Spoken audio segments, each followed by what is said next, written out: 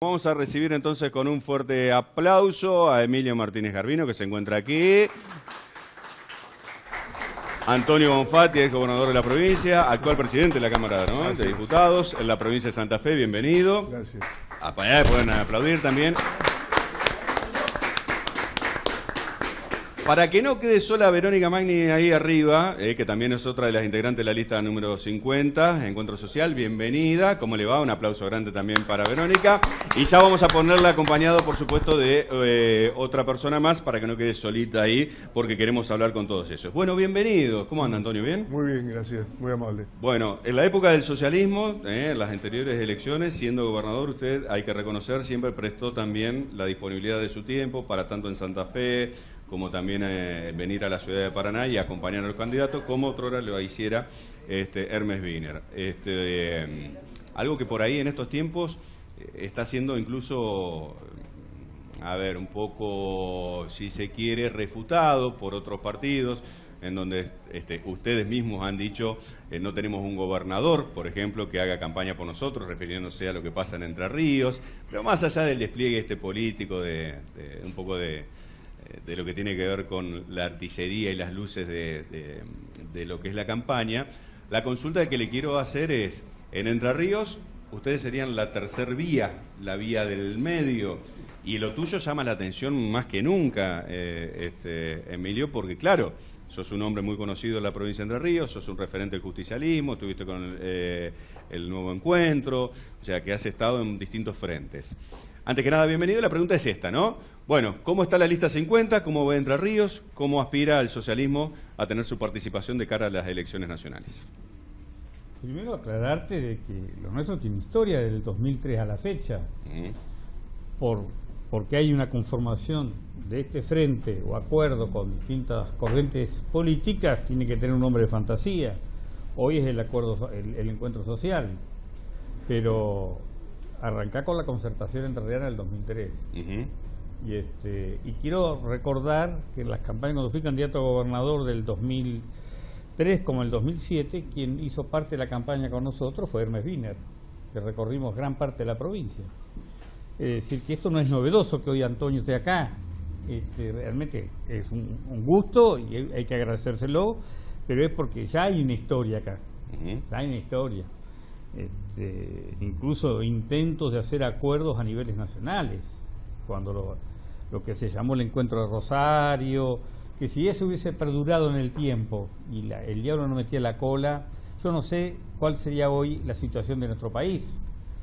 Aquel acuerdo configurado por distintas corrientes de opinión y corrientes sociales, etcétera, etcétera, se empezó a elegir como una alternativa. Incluso hicimos un encuentro, un acuerdo acá en la Biblioteca Popular en Paraná. Pero bueno, después la historia es muy nueva, todo lo conocemos. Nosotros estamos muy conformes con lo que hemos podido hacer en estos 30 días. Hay que recordar que esto surgió, digamos, este acuerdo apenas tiene 40 días, estamos haciendo una campaña artesanal, no profesional ni industrial, y como bien decías vos, no tenemos un gobernador que venga con sus candidatos a decir vamos a inaugurar esta obra, y por otro lado otro adversario como es el gobierno nacional, que lo único que hace es resaltar como marca lo más importante en esta campaña, es decir, hablar de Cambiemos y no de sus candidatos. Nosotros damos la cara, visitamos dentro de esas escuetas posibilidades casa por casa las localidades que llegamos, y bueno, las redes sociales y un poco lo que ustedes nos permiten. Esa es nuestra campaña, prácticamente sin un peso en el bolsillo, con el apoyo que te pueden dar los amigos, y bueno, este esfuerzo en común que hacemos, pero nada más, muy lejos de lo que pueden hacer las demás fuerzas políticas, ¿no? Pero igual, Entre Ríos tiene historia de tercer fuerza, y además es necesario llegar al Parlamento de la Nación, a la Cámara de Diputados en concreto, con diputados que no deban obediencia debida, que no sean verticalistas y levantamanos, que representen a la provincia. Esto es fundamental, porque ya tiene Entre Ríos experiencia de haber frustrado sus ver frustrados sus intereses por no tener una representación legislativa realmente que responda a los intereses de la provincia. Y terminaban respondiendo al gobierno nacional o a su partido al cual pertenecían. Y eso frustró. Te puedo hablar de impuestos internos, te puedo hablar de temas Salto Grande y una cantidad de cosas más. Parece que el tema del espacio está reducido a si Cristina gana o no gana la provincia de Buenos Aires. Como eso es la disputa, ¿no? ¿Qué pasa si Cristina gana? ¿Qué pasa si Cristina no gana? Y está reducido a ese pleito del orden de la provincia de Buenos Aires. Y parece que el resto del país no juega, no participa o está más atento de qué pasa con el justicialismo, en todo caso, post elección de la provincia de Buenos Aires. ¿Y de qué juega la región centro, Antonio? De defender lo nuestro. El mensaje nuestro en Santa Fe es no caer en la trampa, defender Santa Fe. Y podríamos decir lo mismo para Entre Ríos, podríamos decir lo mismo para Córdoba o para cualquier otra provincia en donde nosotros tenemos que de una vez por todas defender el federalismo en este país. Defender Entre Ríos significa hablar de los problemas de Entre Ríos y elegir aquellos diputados nacionales que van a estar pensando en los citricultores, en los arroceros, en la pequeña y mediana industria, en los jubilados, en los trabajadores, en los comerciantes. Como bien usted dice, nos llevan a esa encerrona en donde estamos todos discutiendo en la provincia de Buenos Aires. Se habla de candidato y no se habla del país, no se habla de los problemas cotidianos de la gente. Y esto es lo que nosotros quisiéramos discutir y por eso esta fuerza política que nos cuesta meternos en esa saltar, mejor dicho, la grieta, no entrar en la grieta, la famosa grieta que hoy habla todo el país, ¿no? Que mucha gente dice la grieta ni saben qué es confrontar la corrupción con el presente de ajuste y nosotros no queremos ni uno ni otro, queremos construir una fuerza alternativa a eso que defienda los intereses de los argentinos en su gran mayoría. Recuerdo que en el 2007, porque ahora viene la de cuchillazo, una de cal y una de arena, en el 2007 empezaba la construcción en Santa Fe, ¿no es cierto?, del radicalismo con el socialismo, se ganaron varios municipios, ganaron la provincia, y luego como que faltó el salto a la institucionalidad, mencionaba en ese momento el ingeniero Barletta. Esto es que se elija dentro del frente cada uno de los referentes que podían llegar a sucederlo. Porque hoy también Santa Fe está como partido, ¿no? Los que primero hicieron un acuerdo del Frente Social, ahora unos se están mirando más para un lado, con el caso del intendente de Santa Fe y el gobernador Lifchit, tratando de garantizar la continuidad, ¿no es cierto?, de lo que fue ese primer pacto político. ¿Cómo se logra mantener un frente vivo cuando puertas adentro también, esa es la pregunta, están debatiéndose cada una de las candidaturas ahí adentro? El Frente Progresista Cívico y Social tiene 22 años, no tiene pocos días. Algunos integrantes de la Unión Cívica Radical, fundamentalmente la ciudad de Santa Fe, decidieron otro camino. La inmensa mayoría, tanto senadores, diputados, intendentes y presidentes comunales, seguimos en el Frente Progresista integrando este espacio. Nosotros no cambiamos en función de las personas, cambiamos, algunos se han ido, digamos, tras otro proyecto. Nosotros tenemos que definir siempre el mismo proyecto. Y el proyecto de Santa Fe está escrito. El proyecto de Santa Fe es un plan estratégico que fue discutido en 95 asambleas, en donde obviamente como gobierno nosotros llevamos nuestra impronta, pero participaron más de 45.000 personas. ¿Qué provincia queremos construir hasta el año 2030? Hay 347 proyectos que se están llevando adelante, el 85% cumplido. Tiene que ver con la salud, con los hospitales, centros de atención primaria, con las escuelas, las rutas, los acueductos, los sitios que hay que defender del medio ambiente, el encuentro con el sector productivo, el turismo, en fin, está absolutamente todo escrito. Y ese es el proyecto que seguimos adelante. Y en Santa Fe no solamente está el tema de paso, sino también ahora el cambio de los cuerpos legislativos, el caso del Consejo de la Municipalidad, ¿no? Hay elecciones a consejos municipales y las comunas que usted sabe que tienen mandato de 2 años. ¿Y el Consejo en Santa Fe se renueva por su totalidad o por tercios? Siempre los consejos municipales por mitad. Por mitades. Así Muy bien. ¿Y cómo se viene en la víspera para distintos municipios, como por el caso de la provincia de Santa Fe? Provincia de Santa Fe y sobre todo el caso de la ciudad de Santa Fe. El Frente Progresista presentó 408 listas, es un récord. Es el que más listas ha presentado. Hay 363 municipios y comunas. 408 listas quiere decir que en alguna puede haber 2, muy pocas, que son comunas.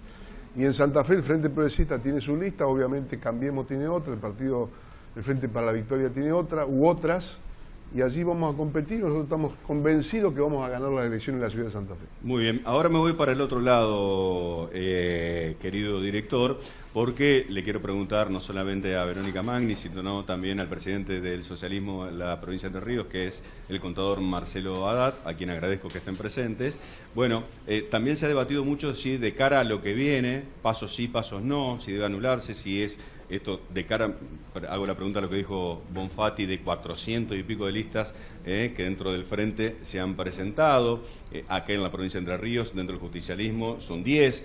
No, pero perdón, yo digo 408 listas porque hay 363 municipios. Estoy hablando de concejales. Sí, correcto. Sí. No estamos hablando de diputado nacional. No, correcto, con el tema de los concejales, pero llevándolo al tema de los diputados, en la provincia de Entre Ríos, tenemos 10 listas en el justicialismo, tenemos 3 en el Frente Cambiemos, en el caso de ustedes no, es una lista de consenso, pero empezó a tirarse nuevamente en el tapete que por el costo sí, que por el costo no, que si hay disenso, que no hay consenso, del día de mañana continuar con este sistema de elecciones. Verónica, bienvenida, ¿cómo le va? ¿Qué piensa de las PASO? Muchas gracias. En realidad, como vos decís, tal vez el ámbito democrático del ejercicio son las elecciones. El problema es cuando hay una sospecha de que el interés es impedir que todas las voces estén garantizadas en la expresión. Entonces, uno de los fines que persigue las PASO, y denunciamos desde espacios menores o partidos que por ahí no pertenecemos a grandes aparatos y que venimos tratando de consolidar nuestra propuesta, es la de que sí o sí impone la necesidad de atravesar un piso para poder después tener posibilidades o acceso o derecho a presentarse a elecciones en octubre. Concretamente es del 1,5 en Entre Ríos. Y nosotros también con una vocación frentista venimos tratando de consolidar un espacio cada vez más competitivo, y esas han sido las aspiraciones que tenemos cuando conformamos este frente, que no solo con el nuevo espacio proveniente de Gualeguaychú y con ex renovadores, como decías vos, sino también desde el socialismo como la figura legal o la personería jurídica en la lista 50, el encuentro social también incluye a partidos como el PTP, a vecinalistas, a partidos vecinalistas, la Confederación, que representan lo que nosotros creemos una visión plural, que en nuestra propuesta es la mejor representación entrerrianía de una alternativa a los dos oficialismos, ¿sí? Al oficialismo nacional y al oficialismo provincial. Hay otra opción. Nosotros vemos que... ¿Considera que entonces las PASO deben continuar?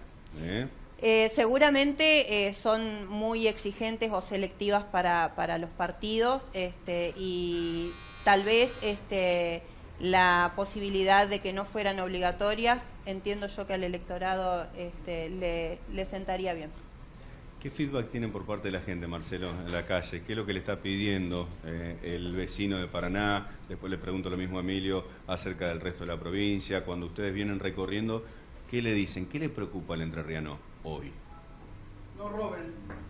No roben, vuelvan a la provincia, consulten acá lo que votan allá. Es lo que uno va recolectando de cada visita, ¿no? Y la verdad que estar en una lista, haber puesto al Partido Socialista como vehículo jurídico de la conformación de este encuentro social, para nosotros es muy importante, porque tenemos una lista de lujo encabezada por Emilio Martínez Garbino, lógicamente Verónica, que es del Partido Socialista, Daniela Vera, Alberto Olivetti del vecinalismo. La verdad que es una síntesis de experiencia, de juventud, una síntesis territorial. Hoy ha venido a apoyarnos a la actividad de hoy los dos concejales de la ciudad de Paraná. Está presente acá Toto Díaz, que es muy conocido en la ciudad, el diputado Valer, el exintendente Luis Leiza, el exintendente de Nogoyá, también nos están apoyando. La verdad que empezamos a sentir un envión que vamos a necesitar. Para nosotros las PASO son un trámite, vamos a octubre, pero vamos a llegar a tener un legislador en la nación que vaya a defender, como decía Antonio Bonfatti, los intereses de Entre Ríos y de la región centro. Bien, basta con no robar, porque el principio del acuerdo básico del Frente justamente Cívico y Social en la provincia de Santa Fe, en la imagen en ese entonces de Hermes Wiener, era ese, ¿no? El de la honestidad, no importa de tantos años que venían hasta con el puente colgante desaparecido, decir, bueno, acá aparecemos nosotros como una opción de la honestidad. ¿Basta esto o hay que afrontar otras cosas más? Sigue siendo un valor fundamental, pero hay que tener proyectos. Y los proyectos indudablemente son aquellos que uno impulsa como frente político, pero también lo que tenemos que consensuar con la gran mayoría, en nuestro caso, de santafesinos o argentinos. Creo que es la gran deuda. No hay política de Estado en el país. Política de Estado se hace cuando sabemos hacia dónde queremos marchar. ¿Vamos a defender la industria nacional o no vamos a defender la industria nacional? ¿La educación pública va a ser un objetivo central de un gobierno? No. Porque no basta una declamación. Todo el mundo dice queremos salud, queremos educación, después el cómo. ¿Cómo se hace? Nosotros le podemos explicar el cómo. Queremos una justicia independiente, hay que explicar el cómo. Justicia independiente, ni el Poder Ejecutivo ni el Poder Judicial pueden ser parte de la designación de los jueces. Tiene que haber un sistema transparente, tiene que haber un sistema en donde haya concursos, donde las universidades intervengan, los colegios de abogados. Esto es lo que existe en Santa Fe que podemos mostrar. La mejor salud pública argentina no se dice queremos la mejor salud pública. ¿Cómo son los efectores de atención primaria? ¿Cuántos efectores? ¿Cómo están distribuidos geográficamente? ¿Cuántos hospitales de mediana complejidad? ¿Cuántos de alta complejidad? Acabamos de inaugurar el 5º hospital con recursos propios, 5.300 metros. Dentro de pocos días inauguramos en Santa Fe el Centro de Especialidad Médica Ambulatoria. 5 hospitales de entre 20 y 22.000 metros cuadrados cada uno, todo con costo por la provincia, con dinero de la provincia. 245 escuelas en mi gestión con dinero de la provincia. Ahí estamos hablando de educación. El docente mejor pago de Argentina. Entonces, por poner en valor la educación hay que pagarle al docente. Hay que hacer paritaria con los docentes, no negarla como hizo el gobierno nacional en esta última etapa. Y los paros se producen igual. Es cuestión de dinero exclusivamente porque paros han habido también. Eso es también parte del debate, ¿no? En Santa Fe ha habido paros por la decisión nacional, no paros por las provincias de Santa Fe. Nosotros hemos dado, reitero, el mejor sueldo de la República Argentina. Sí, Sergio. Sí, el trabajo fundamental del periodismo, de los periodistas, es mediar entre la gente y quienes se promueven como candidatos o quienes quieren conducir los destinos de una ciudad, una provincia, un país. Básicamente hablamos de honestidad y resulta, por ahí, es imposible que no se entienda o se haya perdido dentro de los criterios más comunes el significado de honestidad. Hay una vieja política, una nueva política. ¿Qué es lo que está pasando? ¿Es utópico hablar de defender los derechos de una provincia? ¿Cuidar los intereses de los entrerrianos? ¿Es utópico hablar de esto? ¿Qué está pasando con la política? ¿Qué sienten ustedes como políticos, como candidatos, en cuestiones relacionadas con esto? ¿Se está desvirtuando la política? ¿Están cambiando las personas que nos representan y que privilegian sus propios intereses? ¿Cómo lo definirían? Yo creo que hay que distinguir lo que es la política de los políticos. La política no es buena ni mala, depende del uso que le des. Las personas son fundamentales. Es como el cuchillo, o lo usás para comer un asado o lo usás para matar a alguien. Claro. Es decir, lo que pasa es que en la Argentina la política apareció como un modo de progresar en la vida, entre comillas. Ese progresar en la vida, entre comillas, un progreso material. Entonces el espectáculo que ha dado la política en todos sus niveles, hasta las más pequeñas localidades, más que atraer a la gente a la participación, le espanta. Nosotros y ustedes también tienen la obligación de rescatar la política como una buena herramienta donde la gente, cuando no participa la gente, porque quien hace todo esto no es casual. El corrupto llega a un punto que no le interesa que se lo califique de corrupto, en la medida que él pueda sobrevivir, porque sabe que cuando lo de él ocupa un espacio mediático importante, sabe que espanta a la participación, entonces tiene más garantía de continuar. Por eso le decimos al vecino, hay que participar, y esto es uno de los modos, sencillo, simple, pero contundente, que es el voto. Ocurre que también esta sociedad tiene que hacerse planteos a sí mismo. ¿Qué queremos como sociedad? Porque este tema de la corrupción que está tan en boga en la Argentina, y que es el cáncer que tenemos, ¿no? Está en boga mediáticamente, pero es un cáncer. ¿Cómo lo erradicás a la corrupción? si no nos asumimos como una sociedad que de alguna manera se acostumbró a convivir con la corrupción, la naturalizó, le parece hasta que cuando vos estás en política y te dicen, pero Emilio, ¿por qué renunciás por este camino del peronismo y te vas por el otro, que es más difícil? Como diciendo, ¿por qué no son más prácticos? Esa cuestión del pragmatismo, de los pícaros, ¿a dónde nos han llevado los pragmáticos y los pícaros?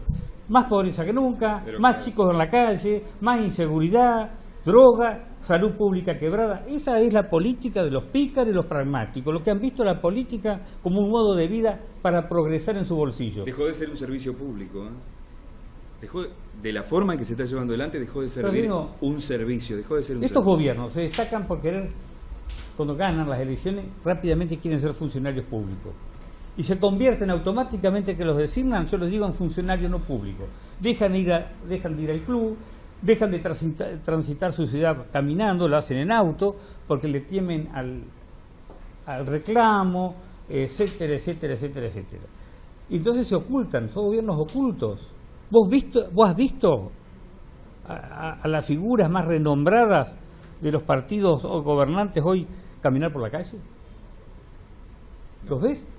Yo te voy a hacer un agregado. Sí. Porque es una sociedad también corrupta en la medida que la justicia no pene. Yo creo que sí. Ni la falta ni hablar de los delitos. Entonces la impunidad es la madre de todo lo que ocurre. Porque quieren que hablemos de fútbol y de la AFA. Quieren que hablemos de los organismos, de las cajas de profesionales. ¿De qué quieren que hablemos? ¿Quieren que hablemos del transeúnte que está viendo a ver cómo viola, o del conductor que viola una norma, o cómo coimea a un policía? Digo, acá no hay punición, no se castiga al que comete una infracción, un delito. Entonces todo vale. Y como todo vale, aquel que llega a la vida política y aquellos que tienen el gran poder de los grandes medios, no solamente de comunicación, de los medios corporativos, de las grandes corporaciones empresarias, son parte de la corrupción. Entonces esto es un círculo vicioso. Si la justicia no actúa, esta sociedad se va a seguir degradando, porque todo vale. Todo vale cuando miramos televisión y vemos que se dicen barbaridades, o se muestran barbaridades, obscenidades, y no pasa nada, todo vale. Entonces no es que todo vale. Alguna vez tenemos que poner un límite a estas cosas. Y el límite pasa por qué valores tenemos que definir como sociedad. Que esto es lo que no está definido. Día atrás, y voy a dar la fuente, porque para que nadie piense que es una fuente que puede despertar sospechas, que fue el diario La Nación, que sabemos lo que es doctrinariamente donde se ubica La Nación. Y la recomiendo que se lea una editorial de hace un mes que se llama Los hijos de Franco. Que yo al principio cuando la veo pensé que se iba a referir a Franco de España y no la leí. Y en una noche desvelado me pongo a leerla. Es una de las autocríticas más importantes, mirado del sector que viene, sobre el tema de la corrupción en el mundo empresarial. Dice, comienza ese editorial, hemos hablado de la corrupción en la política, hemos hablado de la corrupción en el periodismo, hemos hablado de la corrupción en el deporte, hemos hablado de la corrupción en la justicia. De la que no hablamos es de la corrupción de los empresarios. Y pone nombres y apellidos, no es que se queda en eso, nombra actuales altos dirigentes empresariales que aparecen todo el día en los medios y los marca, incluso grupos que nos toca a nosotros muy de cerca en un tema que hemos hablado recién en una conferencia de prensa, pero nombra varios. Es decir, este tema de una vez por todas nadie se puede hacer el distraído. Más allá de lo que hemos hablado y agradeciendo la presencia de todos ustedes, a que nos quedan 30 segundos para estar al aire, me gustaría, ya que sos el cabeza de lista, Emilio, que a la gente que te está mirando, y ya en esta cámara, les des 5 razones, más allá de lo que hemos hablado, por qué votar la lista 50 Encuentro Social. Claro, no voy a hablar de lo que uno puede en lo personal aportar, sino insistir en la necesidad de tener un representante legislativo independiente. Esto me parece clave. Yo recuerdo, y lo pongo como ejemplo, cuando se impidió la privatización del Banco Nación, donde 5 o 6 diputados en aquel entonces del bloque oficialista nos resistíamos, presentamos un proyecto alternativo para ya comprometernos ante la opinión pública, y nunca tuvo el quórum en ese momento nuestro bloque, nuestro partido, nuestro gobierno, la posibilidad de dar la sesión para la privatización del Banco Nación. Esto es clave. no es un tema menor. Y por supuesto, no mentir y no robar, que son principios bíblicos prácticamente, lo volvemos a recordar. Pero en lo que hace a Entre Ríos, porque uno ya tuvo la experiencia legislativa y le gustaba meterse en cuanta cueva había de temas para averiguar, para instruirse, para conocer, esta vez nuestra bandera es Alto Grande. Pero fundamentalmente porque hay una reparación histórica que le debe el país a Entre Ríos, que es el costo energético. Nosotros no podemos seguir pagando el kilovatio que se paga en Entre Ríos por una obra que, si bien es binacional, tiene carácter internacional porque está sobre un río de uso compartido, pero genera el kilovatio más barato del país, porque la Argentina, no voy a explicarlo, lleva mucho tiempo, cómo se fija el precio día a día de la energía. Pero a veces estamos pagando 20, 30, 40, hemos llegado a pagar 60 veces más caro el kilovatio. Entonces lo que le pedimos a la Nación, que esos famosos excedentes que de esa lucha que tuvimos se consiguieron como las mayores regalías, nos den en precios de kilovatio de generación de Salto Grande. Para eso, la provincia generó un fideicomiso entre productores y gobierno para realmente poder tener el primer elemento que puede impulsar un programa de desarrollo, que como decía Antonio, Entre Ríos no tiene un plan estratégico, pero que de alguna forma vos precisás de dónde arrancar, y este sería el arranque. Es lo más genuino que tiene la provincia de Entre Ríos, cero de costo, y es lo que le puede dar futuro. Si no, vamos a seguir teniendo gobernadores que van una semana a la legislatura a pedir permiso para endeudarse, o van directamente a la Nación a pedir adelantos, con todo lo que eso significa, ¿no? Porque todo es hoy cambio de figurita. Sí, y la situación sociogeográfica también de Entre Ríos, ¿no? Porque tenés la franja del río Uruguay, que por cercanía de Buenos Aires y todo lo que es el río Uruguay y la CASFEC, es una pujanza realmente tremenda en ese corredor de la Ruta 14, que bienvenido sea.